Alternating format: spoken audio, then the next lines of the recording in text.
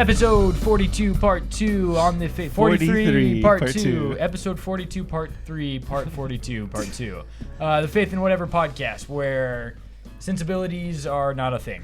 So, we are going to simply slow it down for a little bit this time and share some of our favorite Christmas gifts. I think one of the reasons for this is we want you to know that in our ivory towers, sometimes it can get a little cold up here. And the scholarship that exists at this table is sublime. And about two-thirds of my way to the right. The tens of dollars I've made with my scholarship. And so, yeah, I mean, yeah, James is poor. But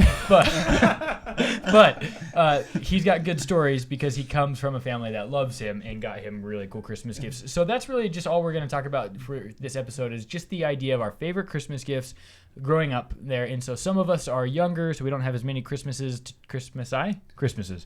choose from. Some of us are a bit older and have a few more Christmases. Well, it's Greek church. Yeah.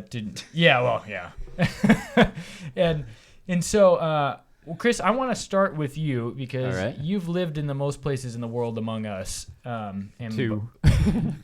More than me. And so, well, I guess, yeah, just two. But favorite Christmas gift, the year, the feelings you had, and then the parent that you loved most as a result. If you can answer all three of those. Oh, that's going to break the thing off. If you can answer all three of those. I'm married now, so I have to say about the great gift my wife got me. Boring! I think it was 93-ish. I was like 11 or 12. And Your wife got you a gift? Yep. Oh, okay. You would have been 12 years and 5 months. Yeah, something like that. And I really wanted an air rifle. And my dad got me an air rifle. Like a you'll shoot your eye out kid? Okay. Yeah. It was a CO2 rifle, and I was thrilled. But my dad only bought me those little round targets. And I really wanted targets that were like a bad guy, so you could shoot a bad guy. Because we lived in a wooded area, so you could shoot in the... Is that what you guys used to use to shoot at birds off the balcony? We didn't shoot birds. Snakes? No.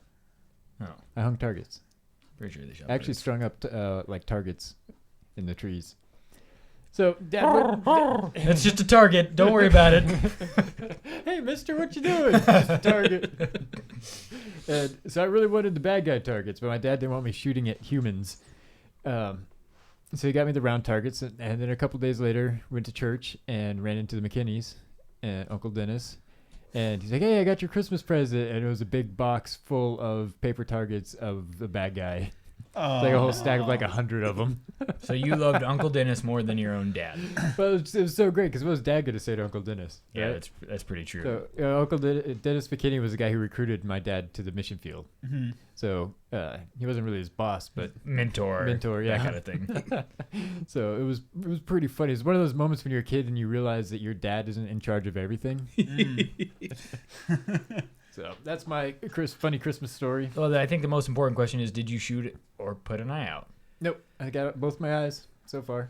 I killed somebody, but that's a totally different story. Took somebody else's eye out for sure. There, taught him. So okay, that's a pretty good start, James. I got one Christmas the Nintendo Entertainment System. Ooh, the NES. NES, yeah. And what happened and the was, rest is an abysmal history. Now, before Christmas, I had come home one day, and there was a fresh boxed Nintendo NES just sitting there. And I'm like, oh my gosh, thank you. And I'm tripping. I'm like, that's not for you. That's for your older brother who lives in Virginia right now. And they're like packing it up. And I'm like, what? And like, just like totally heartbroken. And I think they got the picture that I really wanted an NES. And so that Christmas, I got the NES, and I remember getting... So you manipulated your way to your favorite present. Yeah, well, I mean, it was an awesome present. I mean, and it... So the end justified the mean. It came with the light gun, both Mario Brothers 1 and Duck Hunt. It's pretty tight, actually. Shooting the Duck Hunt. With the orange one? Like that orange gun thing? Yeah, the orange gun. And it... I remember... I mean, that was one of the greatest times in gaming history, which, of course, set me on a course. I've always played video games since then. Before that, I had an Atari, and I completely hated it. If my video gaming had ended with Atari, I never would have played games again. But the NES, it's far more productive as a member of society, maybe. Quite possibly. But yeah, I mean the NES was the gift back then. It was such an awesome thing. It also saved an entire industry. The video games industry was imploding on itself until the NES. And what do you think it was about the NES? Quick aside, that made it so Well, there was single-handedly changed the trajectory. Oh, actually, there's a clear reason why. There was a quality control that had never existed before. Back before the NES, literally every company that existed made a video game. Like Quaker Oats made a video game. Quaker Oats, and it was becoming inundated, flooded with all of this trash. Just the trashiest trash games you can possibly think of, kind of like iPhone games. And then when the NES came out, that was when a company took control of its consoles publishing, and nobody was allowed to make a cartridge for the NES unless it was made by Nintendo. Oh, okay. Thus, you had to get their permission to publish a game, and Nintendo put down rules that a company could only come out with 3 games a year on the NES, and that's why some companies starting other companies with different names so they could publish more games on the NES. That's why there's a number of companies that you'll only remember from the NES days because it's actually just clone companies from Konami or Capcom or whoever. So yeah. Oh, a little history of gaming there. Such a detailed answer. Okay, Dr. Myershofer, you're up. You're a very bad man. Did I steal yours? No, but you trashed mine. Oh, was it the Atari? Yes, as a matter of fact, it was. And it wasn't even the Atari, by the way. It was the Sears, cheaper version, which is basically the same thing, the Atari. No, but there's a bunch of reasons for it. It was actually a gift from my brother and I. Okay. And I think it was 1982. That's when I was born. Wrong. 81, 82, somewhere there. But here's the thing about that game. We got again, everything about this now is going to sound so dated. Wait, did you have Pitfall? Not yet. No, it hadn't come out yet. Oh wow, because I liked Pitfall. Man, that was the you're Atari old. game. Jeez. No, the game. My parents did buy us with the combat that came with it. Actually, we did have a Pong, just only Pong. The only thing you played was pretty Pong. tight. That thing only lasted a month. Broke. That's Played awful. too much beer pong on Pong. That was a long time ago. But no, the latest game that came out was Space Invaders. Oh, okay. Yeah. And so we were playing, Space Invaders. That I think for about a week, all my brother and I did was play Space Invaders. We'd take a break, play combat, go back to playing Space Invaders. Here's the thing, though. My brother and I have so many just little silly inside jokes and stuff. We had a pool, so over the summer, pretty much throughout high school, everybody came to my house. We'd swim. We'd come in. We played Nintendo. We played Atari. And we did finally get Pitfall. I played Nintendo. When Pitfall came out, we got Pitfall. We got Jungle Hunt when it came out. I think we must have had about 50 cartridges by the time we actually gave it to somebody. But here's the thing. Did you have E.T.? I had an E.T. I didn't have E.T., but see, that's the thing is all my friends had these. So when everyone was over at my house in the summer, everyone would bring their new games. So my friend said, "Hey, I got E.T. I got E.T." The most nonsensical And she game ever put made. it in, and I'll never. I can still try to remember get out of that stupid well. It just Yeah. And Do you know about E.T., Josh? They made so many and they couldn't sell them that they actually had to go bury them out in a desert.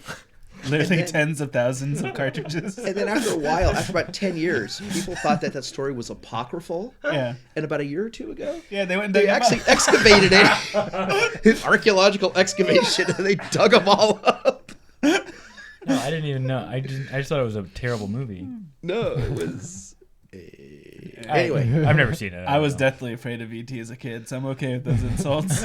but no, it's something about that little console. My brother and I we had so many. What was that inside jokes. feeling My you had friend when you and I- opened it up on Christmas morning? I just remember I could not wait to plug it in. My brother and I, we'd always been, sort of taking things apart, mechanically inclined. So we were running for the TV. My dad's like, wait, don't touch the TV. Don't. I'll touch. It's like, no. We're like, get a screwdriver. Okay. My brother and I are like trying to install it. My dad's like, wait.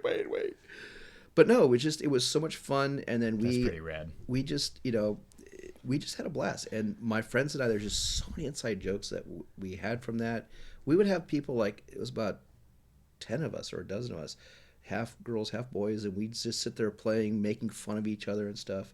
And to this day, by the way, when I first saw Ignignoc and the Mooner Knights on Aqua Teen Hunger Force, they immediately became my favorite cartoon character almost ever. If That's you don't know what that reference non-SpongeBob is, cartoon reference. if you don't know what that reference is, in the fact that a man with a PhD in You a are not. legitimate field of study just brought those two things together, those two worlds together. It really does show you that peace on earth is possible. Chris, can you throw that up on the screen behind us? Yeah. Is that the thing? Oh, stop. You are fueling my silent rage. So, Aqua Teen Hunger. Okay, I'm not even going Do to you explain. remember? I quote it to my daughters all the time, and they just kind of look at. They used to laugh, and now they just kind of look at me.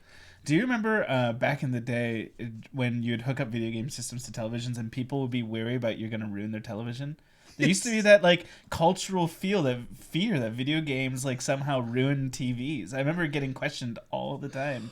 I was still in the sort of generation where my parents, grew up. It's like, can't sit too close to the TV. Don't sit Burn too your close. eyes out. But you can't sit that far back playing, an 8-bit game. You got, especially adventure. You got to be in there because the ghost is kind of coming in and out. Yeah, Or that's especially Haunted when a House. large television was 19 inches. Like that was huge. Actually, a follow up to that. My brother, about 5 years ago. You know how they have the Atari 2600 with all the games built in, but it looks exactly the same? Yeah. He got me that for Christmas. Oh, that's awesome. And I whipped it out and play it every so often. It There's the Mooner Knights. Huh? Mooner Knights. They're behind Mooner us. Knights. Oh, I love the Mooner Knights. Yeah. That's a pretty epic story. I don't really know how to follow that one. If I'm Oh, if don't I'm even try to honest. get out of this. All right. Let's see. It's 1996 Christmas, 97 Christmas, maybe somewhere in there. Is it Ninja Turtles related? No, I've never been Ninja Turtle fanatic, anything. Whatever. And so I really wanted to. Michelangelo. I don't know which one that is. Okay. I know the artist, but Okay. I'm refined, so I don't know Ninja Turtles. Refined of it. I know nothing of your turtle. I almost know how to spell the word refined. So I was really looking forward to learning how to ride a bike, right? Because we had there was a big wheel phenomenon in our family that for whatever reason we all had big wheels and tricycles. And I had this red tricycle that We all had. have bad balance in our family. Apparently. So I had like this little tricycle in the Philippines that had a Native American boy on it. And on the seat, and I don't know why, but that's where you put your butt when you sat on him. And so, Was it a caricature or was it a... no, it was like a what Maybe you it was would a imagine, symbolic of what America's doing to these people. Maybe, but it At was least like, it wasn't Chief Wampum from the Cleveland so- Indians. yeah. Well, I mean that would have been better because we'd be crushing cultural stereotypes. But yeah, Chief Nakahoma. But the idea was, I don't know where that came from or why that was there, but it was just like a little boy that you would see in he kind of looked like Mowgli from the Jungle Book a little bit in terms of the way that he was drawn. Oh, that kind of Indian. And no, it was a legit Native American, but it was just But it looked like the other Indian. yeah, and it wasn't, and it just had like a single feather that stuck up out of his behind his Very head. There was 50s. a Disney character that looked like that. I wonder if It might have been that, Yeah. and so I rode that thing around for a long time, and I was really looking forward to getting a two-wheeler, because for whatever reason I didn't know how to ride a bike, but I just really wanted a bike, and so I remember I got it, and Kristen, you can correct me on some of the details if I'm a little bit fuzzy here, but I remember unwrapping it and it was just the box, right, and so there was nothing inside of it, and so I knew that there was a bike, and the reason, or something like that. And my parents had put it in their room, and they had to assemble it first. Do you remember this, Chris? Not At all? really. That was on Lewis? Yeah. When we lived on Lewis? Yeah, and so they had to assemble this bike, and so it was I knew something was for me in there, but I didn't know what it was at the time, right? And so I would kind of try and peek into the door or see if I could see underneath the frame, or wait till Chris and John would walk in and out of the room and see if I could catch a glimpse there. But when I finally got it, right, they wouldn't let me see. I had to wait, much like we're waiting in this season of Advent right now, right? That was good. That preaches, son. This is actually my sermon illustration from last Friday. And so when I finally got it, though, I was So that means it's super not true? elated. No, this is totally true. I rode it every single day for 2 weeks in our back alley, just in circles, until I learned how to ride it. And my parents just stopped. Like, my dad tried to help me for a little bit, and then he just realized how terrible it was, and so he just kind of went back inside, and so, or something like that. I mean, maybe not that, but I just rode in circles for 2 weeks until I learned how to ride the bike, and I don't remember anyone helping me. But I remember my dad kind of getting fed up with trying to teach me to ride a bike, and he says, "You know what? I'm going to pay you $5 if you learn to ride your bike." and so, yeah, I wish my dad's a lot cheaper than that. And so But the idea was, finally being able to receive this, something that I had been, kind of clamoring about for the whole year, because where we lived on Lewis, there were like 10 other kids that all had bikes there, and it was that neighborhood that you kind of see like Wonder Years type neighborhood where you actually like play with each other and you knew friends from across the street and you grew up whatever, and it was rad. And so it was like skateboarding and bicycling there. And so Chris got me my first fishtail board when we got back in '95 Christmas, and that was my favorite gift until I actually got the bike, and it was this really big hubba. Hullabaloo. Yeah, hullabaloo, hubba bubba, which is also a great form of gum. So that's pretty much the story there, and it was a good reminder that when Christ finally does come back, it's going to be a pretty joyful occasion, I think, for the totality of us. So in your Advent season, who knows? Maybe you'll get your bike, or Christ, or the metaphor sticks in there somewhere. So, do we got any more stories? Any more funny ones come to mind as we talk? Oh, I have one. My brother. I have always liked to wait till Christmas. My brother, when he was about 5, he had wanted this. Is your brother older or younger? He's younger. Younger, okay. He wanted this stuffed Snoopy that they sold in the Sears catalog. Everything. We always did the Sears wish book, and we circled what we wanted. And I don't know what that is. Oh my God. I know what it is. Don't look at me like I'm. Okay, way back when, there used to be an actual thick Sears catalog that you would get. Before the wish internet. book catalog. Sears, like Sears the Roebuck. store. the company? Yeah. And so you'd They'd go. have little check marks. You'd get it. I thought they just sold clothes. Oh no, we didn't even have check marks. We were. The boxes, like you could check mark what you wanted. That was before. That was after my time, because we just the thing, and then we would circle. We would circle everything that we wanted, and I'd always circle the electric Jaguar that was like $200, just in case that the drive on. Oh, I thought you meant like a Jaguar that you rode. No, Sears sells I didn't get that everything, either. just mostly clothes, but But they no. sell everything. So it was a Snoopy, and it came with outfits and stuff. And my brother wanted it so bad, and then when he saw it was wrapped, it was about 2 or 3 weeks before Christmas. He would sneak down just about every morning, carefully unwrap it, play with it, put it back in the box, and carefully seal That's pretty it. smart. That's pretty tight. He told my parents like about 4 or 5 years after. pretty- They're like, no way, they didn't believe him. That's pretty awesome. That is my brother though. He can be sneaky. So let us know your favorite stories below. If you have one, if you have a gift that you really liked or something that you really enjoyed. And also, take this as a time to think about what you can give as a gift to somebody that they might find exciting or encouraging. That could be their favorite story next Kidney. time they're on the podcast. Or a new liver. So with that, find us on all forms of social media. We are on Instagram at faithandwhatever, Twitter at faithandwhatever, faithandwhatever.com, Facebook.com/faithandwhatever. I'm at Josh_Carmen. Dr. Myersoffer, still too cool for you, at James YUILE, and Chris is at Marion Ranch, and Garrett is at TStudentLife. Thank you so much for stopping by.